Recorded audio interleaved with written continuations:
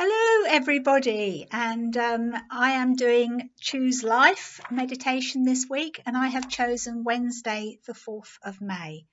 And Simon starts it with this verse from Philippians chapter 4, verses 12 and 13. I have learned the secret of being content in any and every situation, whether well fed or hungry, whether living in plenty or in want. I can do everything through him who gives me strength.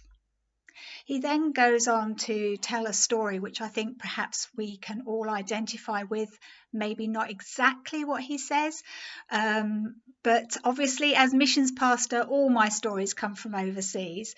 So I immediately identified with him when he said that he was just having a bit of a pity party, and a young lad came in and just started gently telling him his story of where he'd come from, being caught up in the Civil War, being a refugee, having not seen his family for 6 years, didn't know whether they were alive or dead, even had bullet wound in his back.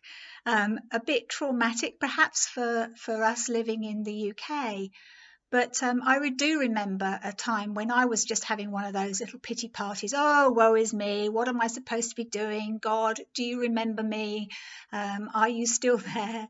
And I had an email through from a really good friend of mine, Ruth. And she just said, Sally, just needed to tell you. She said, today at the clinic, this was in Zambia, she said a lady and her husband turned up.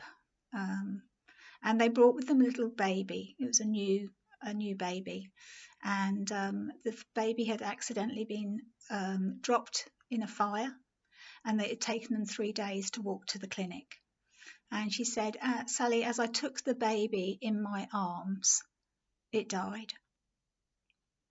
I tell you, in that moment, it was like, what am I doing? What have I got to be moaning and groaning about? And it was a real moment, really, of just saying, wow, God, I am so sorry. Please forgive me. Gosh, this has just happened to Ruth, my dear friend. I know where she is. I can identify to a certain extent with what she's saying because I've been there. But, I think it's also okay to acknowledge pain and disappointment. And I think this is something that I have just been learning recently.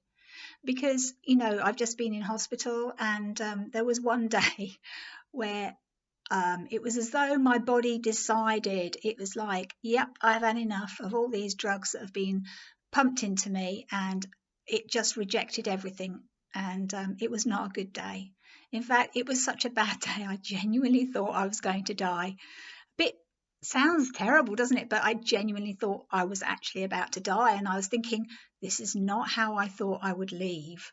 However, and to be honest with you, I felt so ill I couldn't even pray. So all I could just say was Jesus. And you know what? One of the nurses came in that evening and just said, your sister's coming in tomorrow to see you. And I can't tell you the difference that made to me, because I'm in a hospital where no visitors are allowed. And afterwards, when I was chatting to my sister, she said they just phoned me, Sally, and said, would I like to come in tomorrow? And that was a real pivotal moment. And it just made me realise it's okay to acknowledge the fact that we're in a bad place. What it's not okay to do is to then stay in that place and to, if you like, then feed that pain, feed that disappointment with a whole heap of other things. And so he ends by saying, as British people, it is a pastime of the British to moan and to groan about everything and anything. And he just says, stop it, basically. Well, that's easier said than done, but I think to a certain extent, that's what we need to do sometimes. We need to realise that actually, let's just look at Jesus. What did he actually do for us? What did he go through in order for me to be here today? And it doesn't matter what we've been through. He died the most excruciating death known to mankind. And he was tormented, he was tortured, so many things. And sometimes we just need to remember Jesus does actually understand and know what it is like to be where we are today. So he ends up with this prayer, which is what I am going to end up with. Today,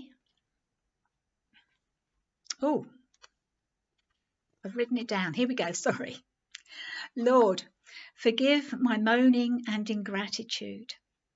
I choose to be content today, counting the many blessings you've poured out on my life.